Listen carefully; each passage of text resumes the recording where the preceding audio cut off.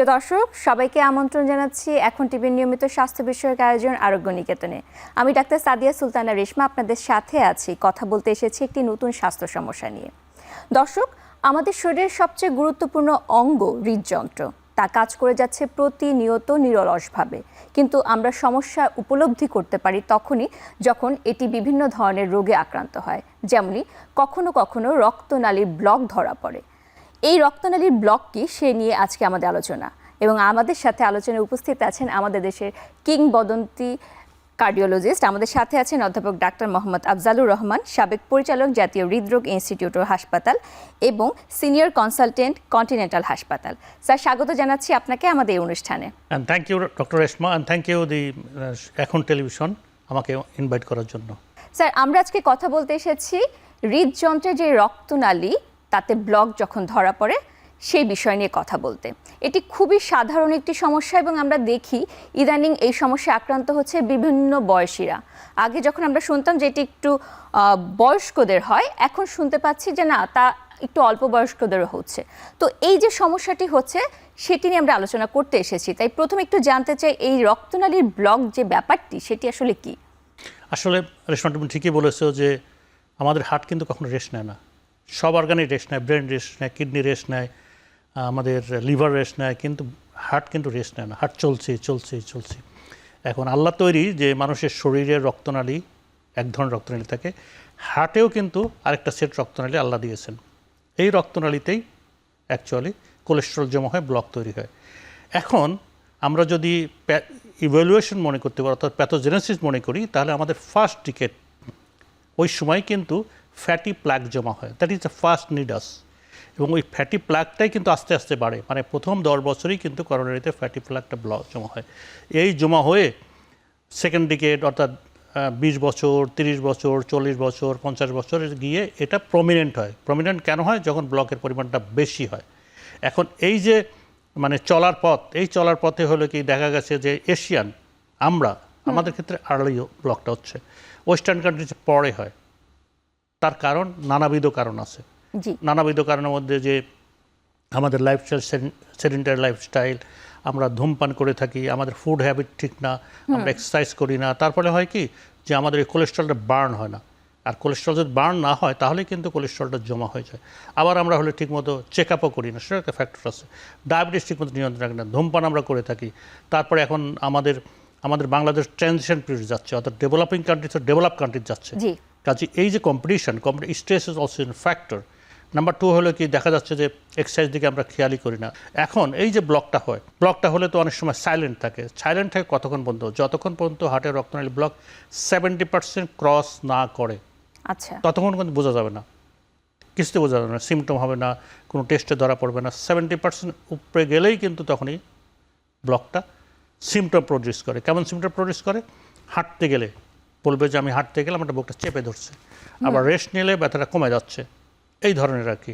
বা অনেক সময় বলতে পারবে যে আমি খাওয়ার পরে যখন হাঁটতে যাই, তখন স্পেশালি খাওয়ার পরে যখন হাঁটতে যাই তখন আমার বুকে চাপ ধরে, এবং আমি যখন রেস্ট নিই আবার খাওয়ার কিছুক্ষণ পরে আমার কমে যায়। এই ধরনের সিমটমগুলো মানুষ দিয়ে থাকে। অনেক সময় সিমটম ছাড়াও কিন্তু ব্লক থাকতে পারে, যেটাকে সাইলেন্ট বলা হয়।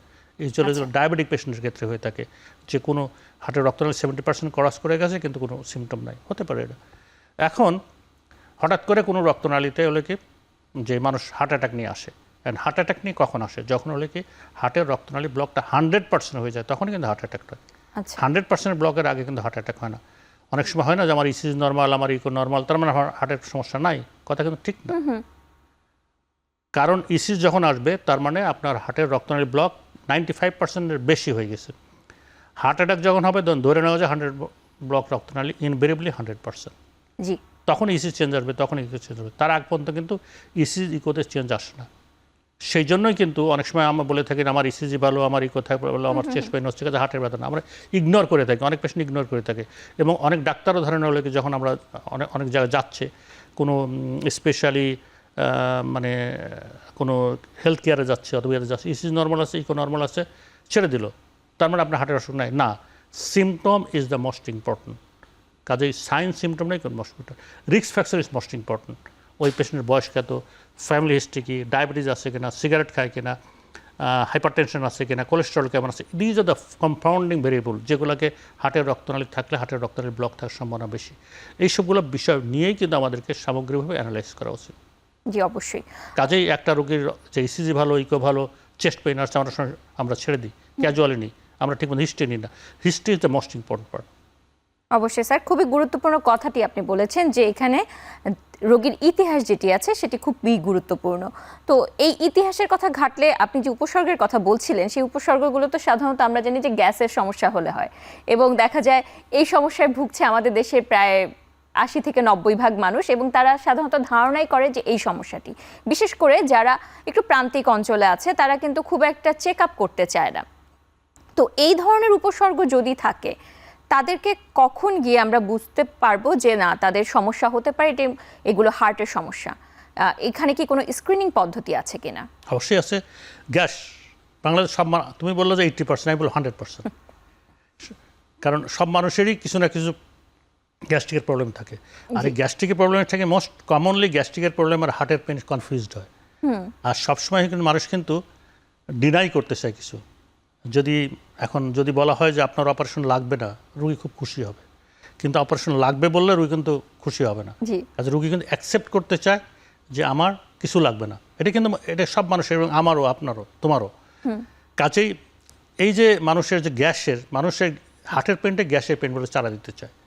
কাজে পার্টিকুলারলি যদি হিস্ট্রি নেওয়া যায় প্রপারলি, আবারও বলছে হিস্ট্রি নেওয়া যায়, তাহলে কিন্তু গ্যাস এবং চেস্ট পেইনের মধ্যে কিছুটা হলে ডিফারেন্সিয়েট করা যায়। সেকেন্ড থিং, কিছু স্ক্রিনিং টেস্ট আছে, যেমন হলো কি অবশ্যই ইসিজি করতে হবে, অবশ্যই ইকো করতে হবে। কমন টেস্ট যেটা হলো কি, পেশেন্ট যদি ফিট থাকে তাহলে ট্রেডমিল টেস্ট করতে হবে, এক্সারসাইজ টলারেন্স টেস্ট, ইটিটি, অর্থাৎ দৌড়ায় যে টেস্টটা করা হয়, যেটা এক্সারসাইজ টলারেন্স টেস্ট। পেশেন্ট যদি হাঁটতে পারে অথবা দৌড়াইতে পারে, অথবা দৌড়াইতে হাঁটতে পারে, স্পিডে হাঁটতে পারে, তাহলে ট্রেডমিল টেস্ট করলে কিন্তু 95% ক্ষেত্রে এটা ধরা পড়ে। স্টিল 3 to 5% ক্ষেত্রে কিন্তু ধরা পড়ে না। সেই প্রশ্নটা বাদই দিলাম, 95% বা 98% মানে 100% ধরা যায়। কাজে 1 to 2% যেটা আছে সেটা দে আর আনফর্চুনেট, ওটা কিছু করার নেই। কাজে treadmill test is and very simple, regularly এটা করা যায়। কিন্তু ট্রেডমিল টেস্ট করার আগে অবশ্যই রোগীর হিস্ট্রিটা নিতে হবে। যদি কোনো রোগীর রেস্ট পেইন হয় এবং সেই পেইনটা যদি 1 মাসের ভিতরে হয়, এবং এই রোগীর যদি ট্রেডমিল টেস্ট করতে যাওয়া যায়, তাহলে কিন্তু অনেক সময় ট্রেডমিল টেস্ট করার সময় রোগী হার্ট অ্যাটাক হতে পারে। আচ্ছা, কাজেই অবশ্যই ট্রেডমিল টেস্ট করা উচিত, বাট ইন এ সুপারভাইজড পজিশনে, সুপারভাইজড প্লেসে, supervise in presence of the supervised doctor প্রেজেন্সে কিন্তু ট্রেডমিল টেস্ট করা উচিত। সো আমি বলবো treadmill test is the first screening test. এছাড়াও আছে যেমন স্ট্রেসিকো, যেটা আমাদের দেশে তো পপুলার না। স্ট্রেসিকো মানে ওই যে হার্ট বিটটাকে বাড়িয়ে দিই অথবা ওষুধ দিয়ে হার্ট বিটটাকে বাড়িয়ে দিয়ে আমরা হলো ইকো দেখি, এটাও কিন্তু করা যায়, যেটাকে স্ট্রেসিকো পড়ে। থেলিয়াম সিন্টোগ্রাফি আছে একটা, থেলিয়াম মানে থেলিয়াম স্ক্যানিং, অর্থাৎ নিউক্লিয়ার সাবস্টেন্স দেওয়া হয়, দিয়ে ট্রেডমিল করা হয় অথবা হার্ট রেটকে বাড়িয়েও করা হয়, নিউক্লিয়ার স্ক্যানিং। এটা this is also very popular in outside country, but আমাদের দেশে এখনও তো পপুলার হয়নি। আমাদের দেশে মোস্ট কমন এবং অ্যাফোর্ডেবল এবং আমি বলবো যে প্রেডিক্টেবল টেস্ট হলো কি, সেটা ট্রেডমিল টেস্ট। জি অবশ্যই। আপনি যে উপসর্গের কথা বলছিলেন, যাদের ক্ষেত্রে এই ধরনের উপসর্গ থাকবে তারাই কি পরীক্ষা করবে, নাকি যাদের ক্ষেত্রে অন্য ধরনের কোনো লক্ষণ না, থাকে যেমন হলো কি কারো যদি বয়স 40 ক্রস করে, ইউজুয়ালি ধরে নেওয়া যায়, এবং তার যদি ডায়াবেটিস থাকে, সিগারেট স্মোকার যদি হয়, হাইপারটেনশন থাকে, কোলেস্ট্রল বেশি থাকে, অথবা strong family history for heart disease, তাদের অবশ্যই স্ক্রিনিংয়ে যাওয়া উচিত। অবশ্যই একবার হলেও একটা চেক আপ করা উচিত, অর্থাৎ ইনক্লুডিং ট্রিটমেন্ট টেস্ট, যদি মাল্টিপল রিস্ক ফ্যাক্টর থাকে। জি, আপনি যে কথাটি বলছিলেন যে বয়সের একটা ব্যাপার আছে, আমরা ইদানিং দেখতে পাই অনেক ইয়াং যারা আছে, বিশেষ করে 20 বা তদূর্ধ্ব যারা আছে, তাদের ক্ষেত্রে ইদানিং এই ধরনের সমস্যা, এবং অনেকেরই বলা হয় যে তাদের হার্টে ব্লক হয়েছে, তাদেরকে এখনই একটা ব্যবস্থা নিতে হবে। তো হঠাৎ করে এইরকম একটা ট্রানজিশন কেন হচ্ছে ইদানিং বাংলাদেশে? না, এটা হয়তো আগেও ছিল, আগে ডিটেকশন হয়নি, এখন ডিটেকশন হচ্ছে। এটার কারণ একটাই, যে আমরা প্রিভেন্টিভ যদি নিতে হয় তাহলে ফার্স্ট ডিকেটটাই নিতে হবে। অর্থাৎ একজন ছাত্র যখন, অর্থাৎ একটা বাচ্চা যখন স্কুলে যাবে, তখনই তাকে টেক কেয়ার করতে হবে। সে ফাস্ট ফুড থেকে তাকে অ্যাভয়েড করতে হবে, তাকে ফ্যাটি ডায়েট থেকে অ্যাভয়েড করতে হবে, এক্সারসাইজ করতে হবে, এবং তাকে নিয়মিত জিম করতে হবে, এগুলো করতে হবে। এগুলো করা হয় না, তারপরেও কিন্তু হতে পারে। কিন্তু আমাদের দেশে হলো কি ইয়াং এজে বেশি হয়। ইয়াং এজে বেশি হয় কারণটা হলো কি, ওয়ার জেনেটিক্স, আমরা জেনেটিক্যালি ওয়ের আনফর্চুনেট যে এশিয়ান কান্ট্রিতে ইয়াংদের, কারণ আমাদের হার্টের রক্তনালীগুলো চিকন, আচ্ছা, আমাদের ওয়েস্টার্ন কান্ট্রির রক্তনালীগুলো মোটা থাকে, আমাদের রক্তনালী চিকন। কিন্তু জিনকে তো আর দোষ দিলে হবে না, আপনি you cannot change your gene, তুমি চাইলে তো জিন চেঞ্জ করতে পারো না, আমরা তো জেনেটিক ইঞ্জিনিয়ারিং করতে পারবো, জেনেটিক চেঞ্জ করতে পারবো না। কাজে আমাদের যে প্রিভেন্টিভ মেজার যেগুলো সেগুলোকে নিতে হবে, তাহলে কিন্তু ভালো থাকবে। তাহলে হয়তো এই যে ইয়াং বয়সে আমার মনে হয় হার্ট অ্যাটাক বা হলো কি এই যে হার্টের রক্ত ব্লক ডেভেলপ করবে না। Number 2, smoking. অনেক সময় দেখা যাচ্ছে যে এই স্কুল গোয়িং বাচ্চারা তারা সিগারেট খাচ্ছে, এটাকে প্যারেন্টসকে দেখতে হবে এবং স্কুলে এটাকে প্রোহিবিট করতে হবে যে স্কুলের মধ্যে কোনো সিগারেট খাওয়া যাবে না। এটাও দেখলাম যে আসছিল কোন ফেসবুকে দেখলাম যে সিগারেটের মধ্যে কিন্তু স্মোকিংটাকে বন্ধ করার জন্য চিন্তা ভাবনা করা হচ্ছে আর কি। This is a good initiative এবং এই ধরনের গভর্নমেন্টের থেকেই নিতে হবে।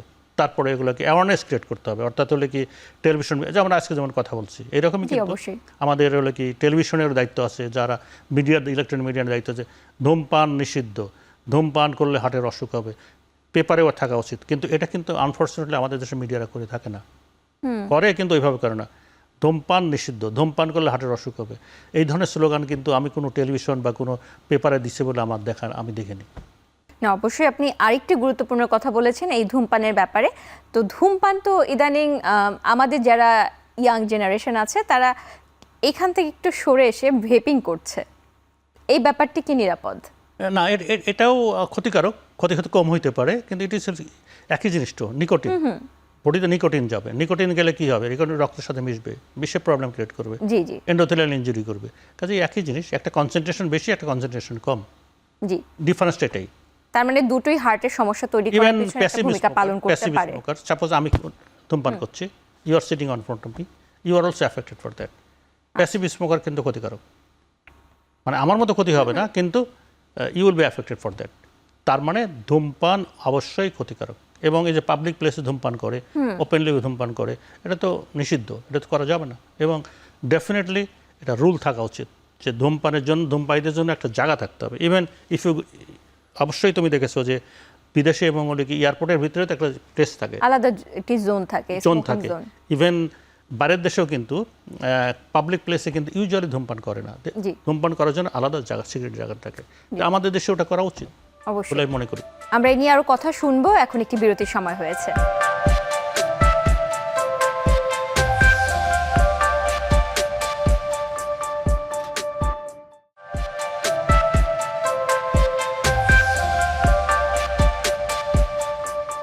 বিরতির পর আবারও আমন্ত্রণ জানাচ্ছি আরোগ্য নিকেতন, এবং আজকে আমরা কথা বলছি হার্টের রক্তনালী ব্লকের চিকিৎসা, এবং আমাদের সাথে আছেন অধ্যাপক ডাক্তার মোহাম্মদ আফজালুর রহমান, সাবেক পরিচালক, জাতীয় হৃদরোগ ইনস্টিটিউট ও হাসপাতাল। আমরা ব্লকের বিভিন্ন ধরনের কারণগুলো শুনছিলাম, এবং কারণগুলোর পিছনে আরেকটি কারণ শুনছিলাম ডায়াবেটিস। আপনি বলছিলেন ডায়াবেটিক রোগীদের ক্ষেত্রে একটা সমস্যা হয় যে তাদের ক্ষেত্রে এই ধরনের উপসর্গ দেখা যায় না, এবং উপসর্গগুলো সাধারণত নীরবে ঘটে।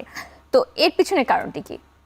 ডায়াবেটিস তাদের নিউরোপ্যাথি থাকে, তারপরে হলো কি, এবং ডায়াবেটিসের সাথে ইস্কিমিয়া দেখা যাচ্ছে যে হার্টের রক্তনালী ব্লক হলে অনেক সময় ডায়াবেটিস সাইলেন্ট হয়, বোঝা যায় না।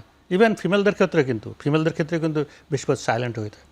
কারণ হলো ফিমেলদের ক্ষেত্রে সাইলেন্ট বেশি হয়, কারণ হলো কি, ফিমেল বেশি অ্যাকোমোডেটিভ, তাদের ধৈর্য ক্ষমতা বেশি, তারা অল্পতেই ঘাবড়া যায় না। আর নাম্বার 2 হলো কি, আমাদের দেশে বেশিরভাগ ফিমেলরা যারা থাকে তারা মানে বেশিরভাগই হলে বাসায় বসে থাকে, তারা অত অ্যাক্টিভিটি করে না। তাহলে অ্যাক্টিভিটি যদি না করে তাহলে সিমটমটা প্রডিউস হবে কীভাবে? তারা বসে থাকে, রান্নাবান্না করে, ইত্যাদি ইত্যাদি। নাম্বার 2, আমাদের সোসাইটির সিস্টেম যেটা, we want to invest the money for the health of the man. চিন্তা আছে যে আমার এই বাসার আর্নিংটাকে, একজন পুরুষ, কাজে তাকেই সব চিকিৎসা করতে হবে, কারণ যে আর্নিং করছে না তার ব্যাপারে অতটা ইমপ্যাসিস দেওয়া হয় না। আমাদের এতে বের হয়ে আসতে হবে আমার মনে হয়, সেটাও একটা ফ্যাক্টর। তারপরে দিজ আর দ্য সাইলেন্ট, আমার মনে হয় যে আমাদের দেশের কারণ। আর সাইলেন্ট ইটিটি করতে গেলে ধরা পড়বে।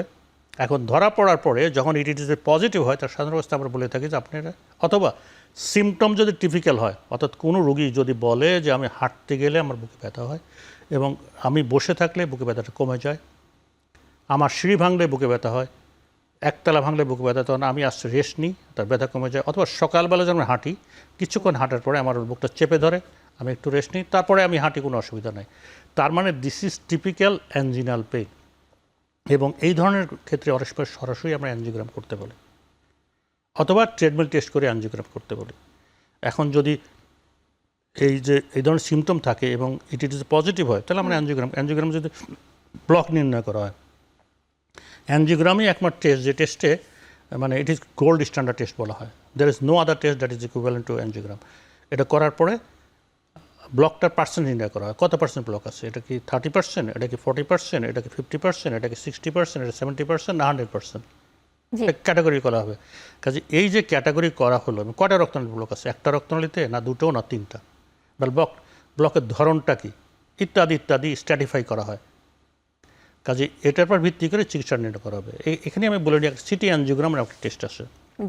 সো সিটি অ্যাঞ্জিওগ্রাম কাদেরকে করা হয় সেটা আমাদের জানা উচিত। সিটি অ্যাঞ্জিওগ্রাম যদি আমাদের চেস্ট পেইন থাকে, যদি আমাদের ডায়াবেটিস থাকে, সেই পেশেন্ট হলে হাঁটতে পারছে না, পায়ে ব্যথা, আর্থ্রাইটিস, সেই পেশেন্ট সিটি অ্যাঞ্জিওগ্রাম করতে পারে। এবং সিটি অ্যাঞ্জিওগ্রাম কিন্তু একটা নট এ অ্যাবসোলিউট টেস্ট, এটা একটা ওই ইটিটির মোটে বলে যে আপনার ব্লক আছে, সিটি অ্যাঞ্জিওগ্রাম ব্লক যদি বলে 30%, তাহলে অ্যাঞ্জিওগ্রাম ব্লক 80% হয়, আবার সিটি অ্যাঞ্জিওগ্রাম যদি 80% বলে তাহলে ব্লকটা অ্যাঞ্জিওগ্রামে 40-50% হয়। কাজ that is not an absolute test, only this is absolute, মানে চিকিৎসার জন্য অনেক সময় আমাদের রোগীরা এসে বলে স্যার আপনি সিটি অ্যাঞ্জিওগ্রাম করে দেন। নো, ডক্টর ডিসাইডেড যে আপনার সিটি অ্যাঞ্জিওগ্রাম লাগবে নাকি অ্যাঞ্জিওগ্রাম লাগবে, এবং পারলে angiogram is the best test.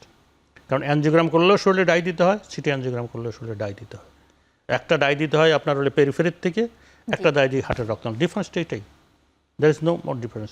বরং সিটি অ্যাঞ্জিওগ্রামে বেশি ডাই দিতে হয়, অ্যাঞ্জিওগ্রামে অনেক সময় কম ডাই লাগে, কম ডাই দিয়ে করা যায়, যেটা মিনিমাম কন্ট্রাস্ট বা zero contrast angiogram, zero contrast angiogram বলে কিছু নাই, মিনিমাম কন্ট্রাস্ট অ্যাঞ্জিওপ্লাস্টি, যেটা কিন্তু অ্যাঞ্জিওগ্রামের প্রতি করা যায়। এই অ্যাঞ্জিওগ্রাম করে ব্লকের ক্যাটাগরিক্যালি নির্ণয় করতে হবে। তারপর ডক্টর ডিসিশন নিতে হবে যে রুগী বলে যে স্যার, অনেক রোগী এসে বলে যে বাইপাস করবো, অনেকে বলে না স্যার আমি বাইপাস করবো না, আমি ওষুধ থাকবো, আবার কেউ এসে বলে না আমি স্ট্যান্ডিং করবো। কাজে এই যে ডায়লেমাগুলো, এগুলো কিন্তু কোনো ডায়লেমা না, দেয়ার ইজ অ্যান অ্যাবসলিউটলি আমাদের রিকমেন্ডেশন আছে, বইপত্র লেখা আছে, সব কিন্তু আছে যে কোন রোগীর আমাদের অ্যাঞ্জিওগ্রাম করতে হবে, কোন রোগীর অ্যাঞ্জিওগ্রাম করতে হবে না, কোন রোগীর মেডিকেল ট্রিটমেন্ট করতে হবে, কোন রোগীর অ্যাঞ্জিওপ্লাস্টি করতে হবে, কোন রোগীর বাইপাস করতে হবে। কাজেই অনেক সময় বিলিভ হয় যে সার্জারি মানেই হলে permanent. No, nothing is permanent. আমি রুগীদের এসে বলি স্যার সার্জারি তো পার্মানেন্ট, আপনাদের পার্মানেন্ট না। তখন আমি রুগীকে বলি দেখেন আপনার রক্তনালী কে দিয়েছে, বললো স্যার আল্লাহ দিছে। তা আপনার কত বয়স কত, বললো স্যার আমার 40 বছর। তো আল্লাহ দেওয়া রক্তনালী 40 বছরের পরে ব্লক হয়ে গেল, তাহলে মানুষ এমন কি তৈরি করবে যে আল্লাহর চেয়েও বেশি দিন পার্মানেন্ট হবে? পার্মানেন্ট বলে কিছু নাই, বাইপাস করলে পার্মানেন্ট হবে, রিং লাগালে পার্মানেন্ট হবে। আর ওষুধ, অনেক রোগী বলবে যে ওষুধ খেয়ে চিকিৎসা করা হয়। যেমন এই ক্ষেত্রে একটা বলি, তুমি তোমাদের শাওলের নাম শুনছো তো? জি। তো আমি কিন্তু শাওলের বিরুদ্ধে না, আমি শাওলের পক্ষে। শাওলের কিছু অংশ আসে, দ্যাটস গুড, সেটা আমরাও করে থাকি। কি? ওষুধ এবং dietary advice, this is good. কিন্তু এটা তো রিপ্লেসমেন্ট অফ দ্য অ্যাঞ্জিওপ্লাস্টি না, রিপ্লেসমেন্ট অফ বাইপাস না। জি। কাজে নাথিং ইজ পার্মানেন্ট। কাজে ওষুধ কিন্তু সবসময়, medicine does not replacing the angioplasty, does not replacing the bypass. মানে বিভিন্ন ধরনের চিকিৎসা পদ্ধতি যেটাই আছে থাকতেই হবে, যেমন অ্যান্টিপ্লেটলেট, অ্যাসপিরিন লাইফ লং খেতেই হবে, স্ট্যাটিন কোলেস্টেরল ওষুধ খেতেই হবে life long, this is life long medicine. These are the two medicine that life long খেতেই হবে, অ্যাসপিরিন অ্যান্ড স্ট্যাটিন। আর অন্যগুলো ওষুধগুলো যেগুলো আছে সেগুলো হলো কি ক্ষেত্র বিশেষ ডাক্তাররা দেবে। আমি বেসিক দুটা মেডিসিন বললাম, একটা অ্যাসপিরিন আর একটা হলো স্ট্যাটিন, অ্যাটোবাস্ট্যাটিন। আর তারপর ডাক্তার সাহেব নির্ণয় করতে হবে এটা কি স্ট্যান্টিং করতে হবে নাকি বাইপাস করতে হবে। আপনি যাকে ট্রাস্ট করবেন, আমি পেশেন্টদেরকে বলবো যে আপনারা যাকে ট্রাস্ট করবেন তার কাছে যান অ্যান্ড কনসেন্ট্রেট অন হিম, উনি যেটা বলবেন সেটাই আপনারা করবেন।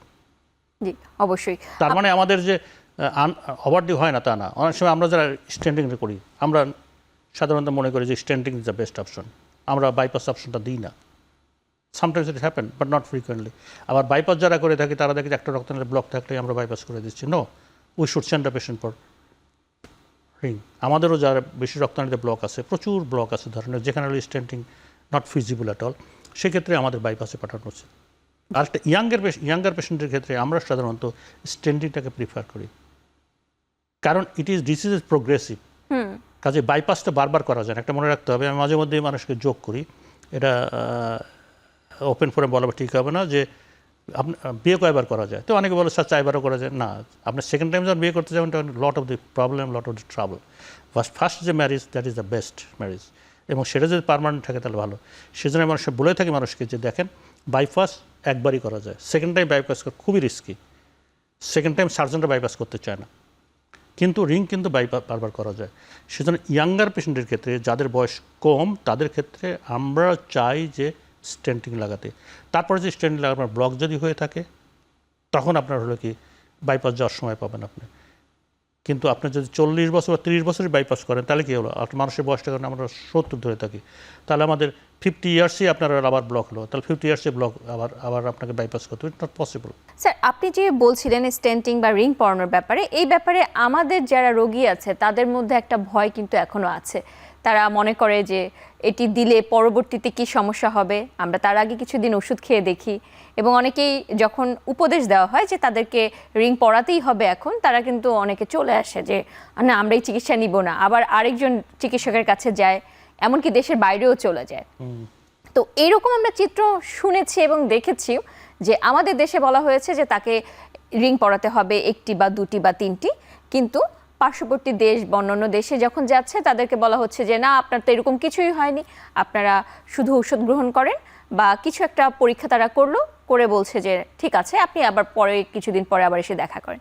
তো এই যে চিত্রটি ভিন্ন ভিন্ন হচ্ছে এখন রাইট যে opinion varies from doctors to doctors. এখন আমরা কী ধরনের ডক্টরের কাছে যাচ্ছি, সে কি truly surgeon, truly intervention cardiologist, না ট্রুলি ফিজিশিয়ান? আমরা যদি মনে করি একটা হলো কি আমরা শাওলের মতো ডাক্তারের কাছে যাই, তাহলে শাওলের ডাক্তাররাও শাওলের মতো অ্যাডভাইস দেবে না আপনার করা দরকার নাই।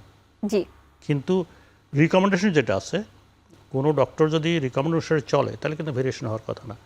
এখন আমরা বিদেশ বলতে আমরা সাধারণত বলে থাকি ইন্ডিয়াতে বেশিরভাগ যায়, আর সিঙ্গাপুর, তারপরে ব্যাংকক বা এসব দেশে তো মানুষ কম যেতে পারে কারণ ফাইন্যান্সিয়াল অ্যাফোর্ড করা মুশকিল। তবে আমার কাছে যেটা মনে হয় যে যদি স্ট্যান্ডার্ড রিকমেন্ডেশন হয়, যেমন আজকে পর্যন্ত আমার কোনো পেশেন্টের এই ধরনের যারা বাইরে গেছে বলে হয়নি, কারণ আমাদেরকেও মেটিকুলাসলি আমাদেরকে কনফিডেন্টলি রুগীটাকে বলতে হবে যে এখানে তো একটা প্রোটোকল আছে, সেই প্রোটোকল ফলো করা হচ্ছে সারা বিশ্ব জুড়ে। একটা ডায়লেমা আছে, ধরেন ব্লক যদি আপনার 60 to 70 হয়, এখন সাপোজ 60-70 থাকলে তুমি বললা যে এটা হলো কি ব্লকটা 75, আমি বললাম 65, আরেকজন বলল 65, পার্থক্য নেই। জি, তার মানে এখানে কিন্তু ডায়লেমা আছে। এই গ্রুপের পেশেন্টই মেইনলি হলে কনফিউশন অ্যারেস্ট করে, এই 60 to 70, আমি বললাম 70, আরেকজন ডাক্তার বললো না 50। সো এই ডায়লেমাটাকেও কিন্তু রিজলভ করার জন্য সলিউশন আছে, সেটাকে বলা এফএফআর, ফ্র্যাকশনাল ফ্লো রিজার্ভ। অনেক সময় ভেরি ইম্পর্টেন্ট রক্তনালী, লাইক অ্যান এলইডি, হার্টের 3টা রক্তনালী থাকে, এলইডি, এলসিএক্স, আরসিএ, অর্থাৎ সামনের দিকে রক্তনালী, বামের দিকে রক্তনালী আর ডান দিকে রক্তনালী। এর সব মানুষই জানে 3টা রক্তনালী মেনলি থাকে। তো হার্টের 60% to 70% মাসেল সাপ্লাই দেওয়া হলো কি এলইডি। যদি এলইডির প্রক্সিমালি এরকম 60 to 70% ব্লক থাকে এবং সেটা যদি ডায়লেমার মধ্যে পড়ে, তাহলে we should go for the FFR, fractional flow reserve. এটা আলাদা একটা টেস্ট, যেটা হলো প্রেশার গ্রেডিয়েন্ট মাপা হয়, যে প্রক্সিমাল ডিসচার্জ করে তারপরে কনফার্ম করা হয়। এবং এই গ্রুপের পেশেন্টটাকে সামটাইম ডায়লেমা হয়। এখন ধরো আমি বললাম 70, তুমি বললো না স্যার 70 না, এটা হলো 50, কিন্তু আমি যদি করি তাহলে এটা এক্সেস হয়ে গেল। আবার তুমি যদি 60 হয়, এটা যদি হার্ট অ্যাটাক হয় তাহলে প্রবলেম হবে। এই গ্রুপের পেশেন্টটাকে মেইনলি ডায়লেমাটা তৈরি হয়, কিন্তু 100% ডায়লেমা হওয়ার কথা না, 90% ডায়লেমা হওয়ার কথা না, 80% ডায়লেমা হওয়ার কথা। ডায়লেমা তৈরি হয় ব্লকটা লেস থাকলে। এই জি, অবশ্যই নিয়ে আমরা আরও কথা শুনবো। এখন আবার একটি বিরতির সময় হয়েছে।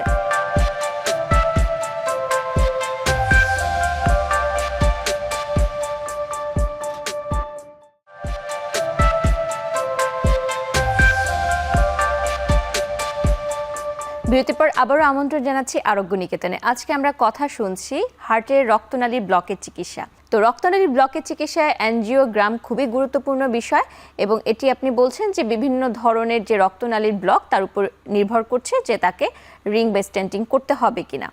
তো আমাদের দেশে এরকম অনেক রোগী আছে যে যারা রিং পরাচ্ছে একবার এবং তাকে আবার তার কয়েকদিন পরে আবার একটি সমস্যায় পড়ছে, এবং এই যে সমস্যাটি পড়ছে, কখনো বাইপাস করতে হচ্ছে, কখনো স্টেন্টিং করতে হচ্ছে, এই বিষয় নিয়ে আপনি কিছুক্ষণ আগে বলছিলেন। তো এরকম কি হতে পারে যে সে এই মুহূর্তে স্টেন্টিং করেনি কিন্তু কিছুদিন পরে তার অবস্থাটি ভালো হয়ে গেল, আবার কারো কারো ক্ষেত্রে না অবস্থাটি খারাপ হয়ে গেল, এই যে একটা কনফিউশন কাজ করে বিভিন্ন রোগীদের ক্ষেত্রে, এই ব্যাপারটির পিছনের কারণটি কি? ঠিক আছে, যে সেটা একই কথা হলো রিগ্রেশন, মানে এই যে হার্টের ব্লকটা রিগ্রেশন করে কিনা। ইয়েস, কিছু কিছু ক্ষেত্রে রিগ্রেশন করে, সাধারণত প্রোগ্রেশন হয়, পারে 5% পার ইয়ার, মানে প্রতি বছরে 5% করে বাড়ে। অর্থাৎ এবছর যদি কারো 60 হয়ে থাকে, কামিং ইয়ারে 65, পরের বার 70 হয়। এটা নর্মাল প্রোগ্রেশন। এখন কারো কারো ক্ষেত্রে রিগ্রেশনটা হইতেই পারে, দ্যাট ইজ রিমোট পসিবিলিটিস। অর্থাৎ ঠিকমতো লাইফ স্টাইল মেনটেন করে, রিস্ক প্যাটার্ন মেনটেন করে, ওষুধ খায়, রিগ্রেশন হইতে পারে। কিন্তু সেই রিগ্রেশনটা কোন ভেসেলে আমরা করব? মেইন যে ব্লকগুলো আছে 3টা মেজর, এলএডি, এলসিএক্স, ডোমিনেন্ট যদি হয় আরসিএ, এগুলো রিস্ক নিতে পারে না। এটা কিন্তু যদি 70% উপরে থাকে তাহলে এখানে স্টেন্টিং অথবা বাইপাস করতে হবে। তো আমরা সাধারণত প্রত্যেকে একটা রক্তনালী, 2টা রক্ত, 3টা রক্তনালীও কিন্তু রিং লাগানো সম্ভব। এখন তারপরে প্রশ্ন, রিং লাগালে ব্লক হয়? ইয়েস, হতে পারে। সো আপনার রিং লাগানোর ব্লক হবে কি হবে না, এটা নির্ভর কতগুলো ফ্যাক্টরে পারে। একটা পেশেন্ট ফ্যাক্টরস, পেশেন্টকে ডায়াবেটিস আছে কিনা, পেশেন্টের ব্লাড প্রেশার আছে কিনা, কোলেস্ট্রল আছে কিনা, এবং লাগানোর পরে সে ঠিকমতো এই রিস্ক ফ্যাক্টরগুলো মেজার করে কিনা, ঠিক এই টেক কেয়ার করে কিনা, ওষুধ ঠিক মতো খায় কিনা, এটা ফার্স্ট ফ্যাক্টর। আমরা বলে থাকি patient factor. Number 2, procedural factor. Procedural factors মানে কি, আমরা যে রিংটাকে স্থাপন করছি, তুমি দেখবা যে বিশেষ করে কিছু কিছু অ্যাম্বাসি আছে, আমেরিকান অ্যাম্বাসি বিশেষ করে, তারা কিন্তু ছবির ব্যাপারে খুব স্পেসিফিক। তারা বলে দেবে যে ভিআইপির থেকে ছবি উঠাইতে হবে। কারণটা কি? কারণ ওরা একটা ডিরেকশন উঠাইতে চায়, পারফেক্টলি চায়। সেরকম রিংটা যদি পারফেক্টলি লাগানো হয়, সেটাকে প্রসিড হয়, অর্থাৎ প্লেসমেন্টটা যদি পারফেক্টলি হয়, ওয়েল অ্যাপোজড হয়, তাহলে কিন্তু ব্লক হওয়ার সম্ভাবনা কম আছে। সেকেন্ড থিং, কিছু কমপ্লেক্স জায়গা আছে যেখানে ইদানিং ক্যামেরার সাহায্যে কিন্তু লাগানো হয়, তো আইভাস গাইডার্স, অর্থাৎ ক্যামেরা দিয়ে আপনার স্ট্যান্ডিং করা হয়, এদের আউটকামটা ভালো হয়। কিন্তু তার মানে সব রোগীরই আইভাস করার আমি বলছি না, কিন্তু লেট মেনি যদি হয়, সিটিও যদি লিশন হয়, লং লিশন হয়, তাহলে IVUS is better option for doing the angioplasty. তার মানে deployment, perfection of the ring is important. Number 3, আপনি ডিভাইস যেটা দিচ্ছেন, সেই ডিভাইসের কোয়ালিটিটা কি, আপনার সেটা কি বেটার কোয়ালিটি, সেটা কি মানে অরিজিন কোথায়, এটা কি আমেরিকান অরিজিন, না ইউরোপিয়ান অরিজিন, না ইন্ডিয়া অরিজিন, বা চায়না অরিজিন, বা ভিয়েতনাম অরিজিন, বা ইন্ডিয়া অরিজিন, ইত্যাদি ইত্যাদি। সেকেন্ড থিং, এর অ্যাপ্রুভালটা কি। So these are the factors is going on. So এটাও গভর্নমেন্ট কিন্তু রেগুলেশন করছে, যে কোয়ালিটিকে ইনশিওর করছে। এবং আপনি তো জানেন তো বাংলাদেশের মানে স্ট্যান্ডার্ড প্রাইসটা অ্যাফোর্ডেবল নিয়ে আসছে, মানে নান অফ দি স্ট্যান্ড ওয়ার্ল্ডের মধ্যে বেস্ট স্ট্যান্ড বিলো 1 লাখ। জি অবশ্যই, এই কথাটি একটু আগেই জানতে চাচ্ছিলাম যে এই যে চিকিৎসা পদ্ধতি আছে বিভিন্ন, এবং এখানে সহজলভ্যতা একটি ব্যাপার আছে এবং সেখানে দামেরও একটি ব্যাপার আছে। আমাদের দেশের বেশিরভাগ রোগী যেহেতু একটু অপেক্ষাকৃত, তাদের আর্থিক অবস্থাটি সুবিধার নয়, তারা এই ব্যাপারে একটু দ্বিধা কাজ করে তাদের, যে আমরা চিকিৎসাটি নিব, এই চিকিৎসাটি আমাদের জন্য কতটুকু লাভজনক, এত খরচের একটি ব্যাপার আছে, এবং তারপরও আবার ঝুঁকি আছে যে এটি পরবর্তীতে আবার সমস্যা তৈরি করতে পারে কিনা। তাহলে এই যে সহজলভ্যতা এবং আপনি যে দামের কথা বলছেন, এই ব্যাপারে একটু জানতে চাই, এই চিকিৎসাটি নিলে কি লাভ হবে এবং না নিলে কতটুকু ক্ষতি হওয়ার ঝুঁকি আছে তার জীবনের উপরে? আগে আসে না নিলে। যদি না নেওয়া যায় তাহলে পেশেন্ট হার্ট অ্যাটাক হয়, হার্ট অ্যাটাকের পেশেন্ট মারা যেতে পারে। তাহলে একটা ফ্যামিলির একটা যদি মানুষ যদি আর্নিং মেম্বার হয়, সে যদি মারা যায়, ওই ফ্যামিলির টোটালি কিন্তু ক্র্যাশ করে যাবে। নাম্বার 1।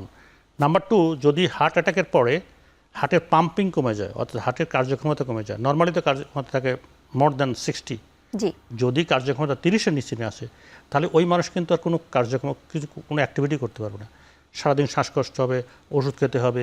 তার মানে সে কিন্তু বেঁচে থেকেও বার্ডেন টু ফ্যামিলি। সো এটা হলো না করলে। এখন আসে করলে আমাদের এক্সপেন্স।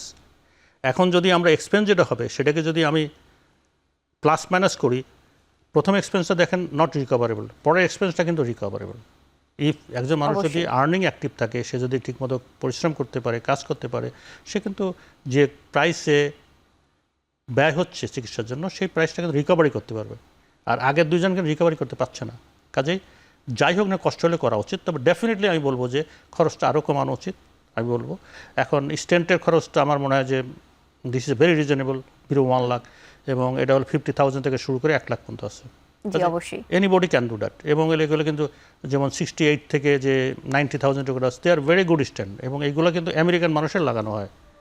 অবশ্যই আমরা এই নিয়ে আরো কথা শুনবো, আবার একটি বিরতির সময় হয়েছে।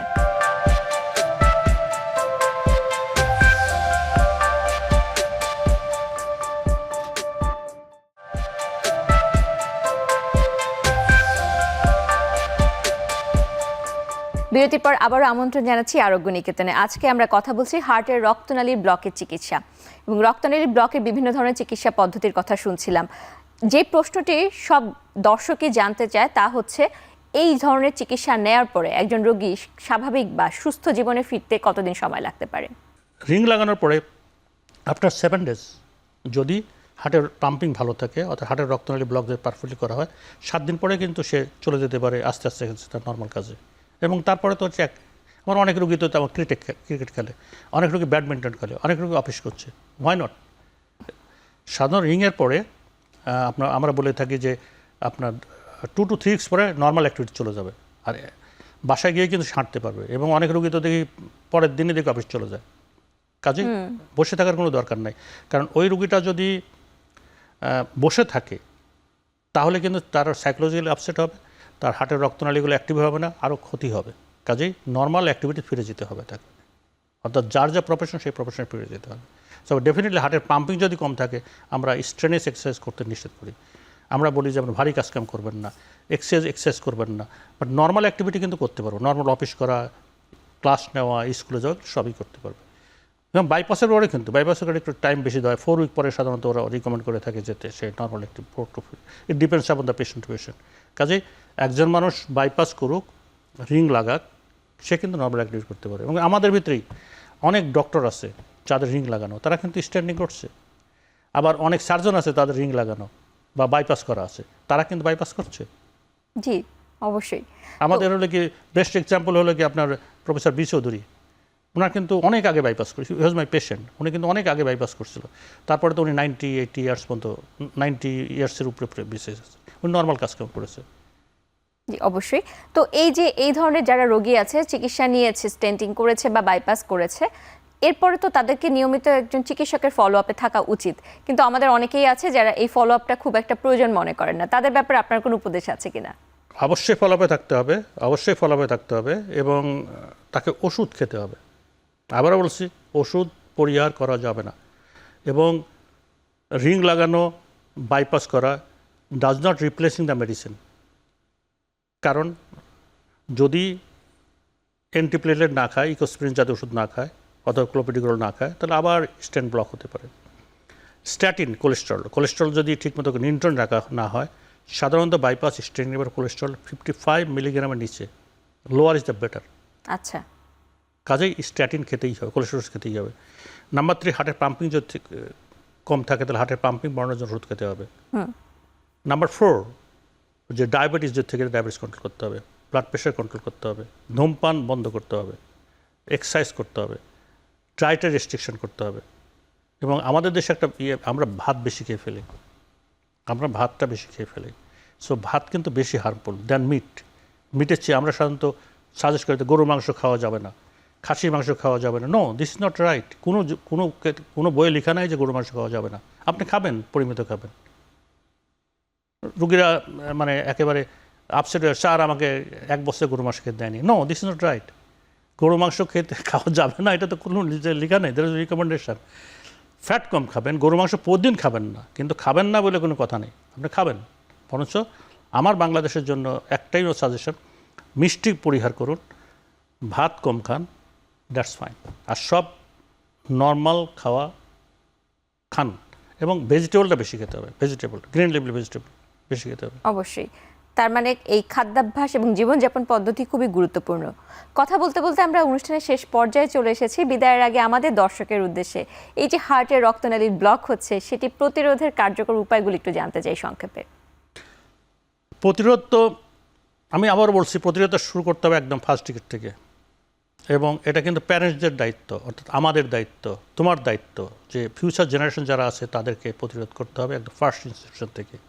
এবং ওই সময় থেকে এক্সারসাইজ করাতে হবে, ওই সময় ডায়েটারি হ্যাবিট সম্বন্ধে তাকে শিক্ষা দিতে হবে, ধূমপান নিষেধের করতে হবে, ডায়াবেটিস কন্ট্রোল করতে হবে, ব্লাড প্রেশার কন্ট্রোল করতে হবে, কোলেস্টেরল কন্ট্রোল করতে হবে, এক্সারসাইজের দিকে নজর দিতে হবে, এবং তাকে এনকারেজ করতে হবে বাবা গ্রিন লিভলি ভেজিটেবল খাবা, অর্থাৎ সবজি বেশি খাবা।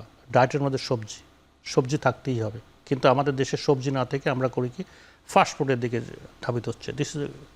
আর আমাদেরকে স্ট্রেস ফ্রি তো বলে কিছু নাই, স্ট্রেসটা কাট করার জন্য ব্যবস্থা করতে হবে, অর্থাৎ স্ট্রেসটা কমাতে হবে।